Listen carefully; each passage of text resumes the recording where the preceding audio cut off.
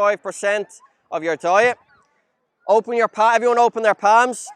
So if you chopped off all your fingers and your thumb, that middle part of your palm is the size of the protein that you're going to want on your plate, okay? So per meal, you want roughly this much of protein on your plate. So good sources of protein would be fish, meat, poultry, and then eggs is probably one of the best as well that isn't meat-based.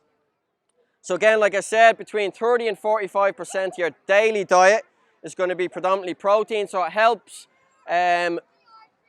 prevent muscle fatigue, and it also helps you maintain and recover better no matter what you do, whether it be just walking to work or whether just your daily lives catches up on you. This helps repair the body in any way possible. Last one then is fats. So this is going to account for between 10 to 20% of your diet. So everyone stick their thumb in the air. So the size of your thumb is going to be the size of the fats that you want on your plate. So good sources of fats would be nuts, for example, almonds, cashews, peanut butter, bad sources which we call saturated fats or trans fats. So saturated fats are found in a lot of dairy products and meats, but in moderation they're fine. Trans fats are usually unnaturally added to different products, for example packaged baked products, and they're extremely bad for cholesterol, heart health, so you want to try and avoid them as much as possible. Saturated fats in moderation, and then fats called monounsaturated and polyunsaturated are the fats that you're looking for like I said, the nuts, almonds, cashews, peanut butter, the oil that you get in fishes, so salmon, trout, all perfect. They actually help you lose body fat instead of gaining it, whereas the other ones like saturated and trans fats will just negatively affect your health and will put on body fat. So portion size illusion. So this is what was mentioned earlier about plate size. So a lot of people predominantly use large plates. So there's an example you can look up online. If you type in portion size illusion online, you'll see 3 plates. You'll see a small plate, medium sized plate, and a large plate. They all have exactly the same amount of food on them. But if you look at it, it tricks your brain into, if you have a large plate with a medium sized portion on it, your brain automatically thinks you're not getting enough food, so you'll stay hungry. If you have a medium sized plate with the same portion on it, tricks your brain into thinking it's a great portion and it'll fill you. And then a small plate, you'll almost notice that it tricks the brain into thinking you're over full. So I would recommend using medium sized plates for the same portion, like I mentioned earlier, going by the fist, the palm and the thumb, and because when you have a large plate, it tricks your brain into thinking you haven't eaten enough, so you will stay hungry even though you've eaten plenty. Okay, so you can type that in online and look at it yourselves and just see the visual comparison. And even there, you'll see that you think you see more food on the smaller plate than you do the large, but it's exactly the same. So whole foods. So instead of going on crazy diets or crazy fad diets, we recommend the easiest way to maintain a healthy diet is to eat whole foods. So whole foods, this is an example of a box of whole foods. So your fruits, vegetables, simple carbohydrates, so baby potatoes, sweet potato, brown pasta, your bananas, your oranges, your apples, vegetables, your mushrooms, carrots, broccoli, cauliflower. So if you predominantly stick to whole foods, you'll see instead of going on crazy fad diets, you'll be able to maintain it, and it's applicable to your daily life, and it's much easier to maintain once you go by portion sizes. Massive amounts of any food, whether it be healthy or unhealthy, is going to have a negative effect. So if you stick to portion sizes, stick with whole foods, then you'll start getting your results, or you'll maintain a healthy lifestyle like you want to.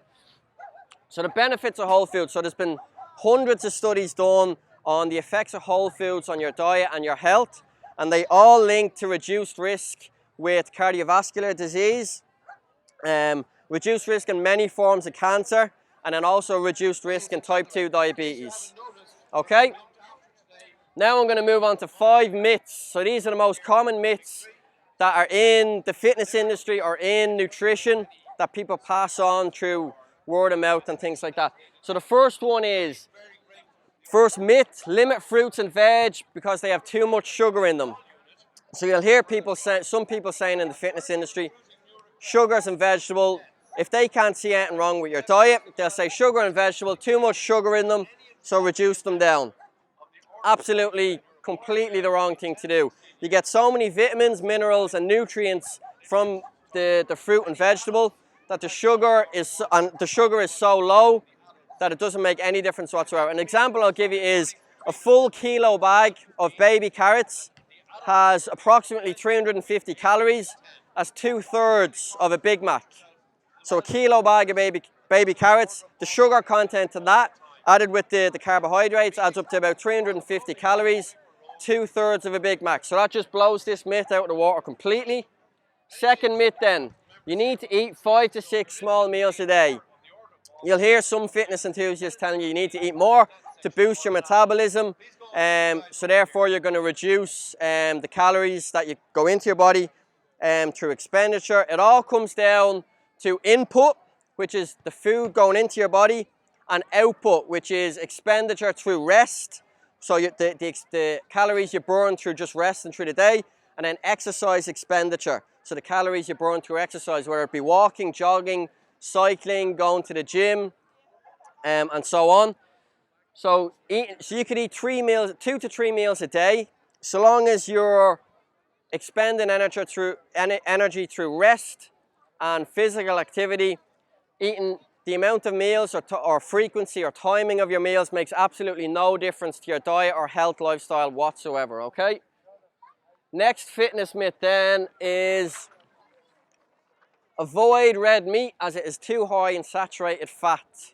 So this is a common one that I hear a lot, especially through personal trainers and fitness instructors. So red meat is high in fat as compared to, your pork, but the fats in it actually contain, for example, like I mentioned earlier, the nuts contains the omega-3 and omega-6 fatty acids, which actually promote fat loss and aid with heart health and cardiovascular health. So the red meat, you see saturated fat in it, it actually contains the healthy omega-3 and healthy omega-6 fatty acids that actually promote a healthier lifestyle. So that one is completely false as well. Number 4, gluten-free is healthier. So you see a lot of products now that are coming out with gluten-free written on them. People automatically think it's healthier than the normal product. Unless you have celiac disease or you're gluten intolerant, more than likely, majority of the time, the gluten-free products are going to be more unhealthier for you, as they'll increase the calories in the product itself through sugars and carbohydrate to basically make up for the taste and texture that they have to take out by removing the wheat from the product. So gluten-free isn't necessarily healthier for you. Just be wary, unless you have celiac disease or gluten intolerance. Just be wary, even if you just give the breakdown of the ingredients a quick read. But more than likely, they have increased calories through adding sugar and carbohydrates in it because of basically to make it taste as good as it did before they removed the gluten from it. Last one then, frozen veg have fewer nutrients than fresh veg. So a lot of people will think frozen veg, because it's frozen and goes through that system, it takes all the nutrients out. Completely wrong.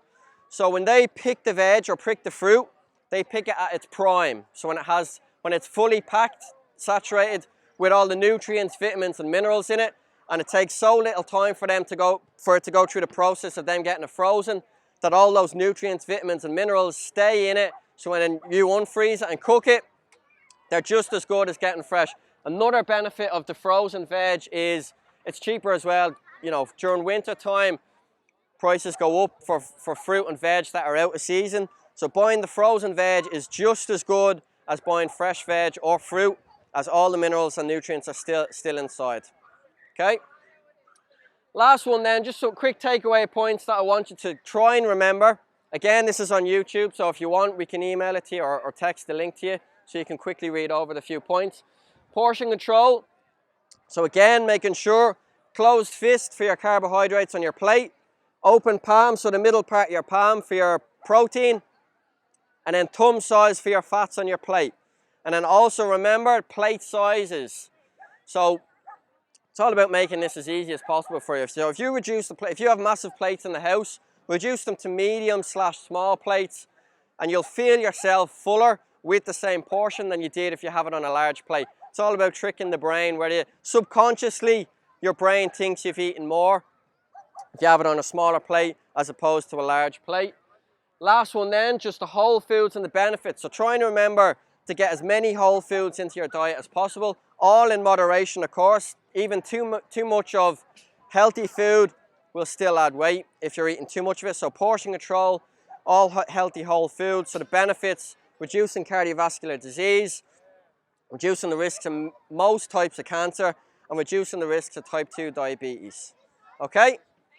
No problem. So that's it. Anyone have any questions? Guys, if you want the information that is going to go up on YouTube, whether you want to give us your email or your phone number, we are only going to send you the content of this presentation. Hello, how are you? And the content. We're not going to send spam onto you. It's not going onto any email list. That's my promise to you. So if you want that content, make sure to put down your name or your number, whatever you want to do, and we'll get that to you.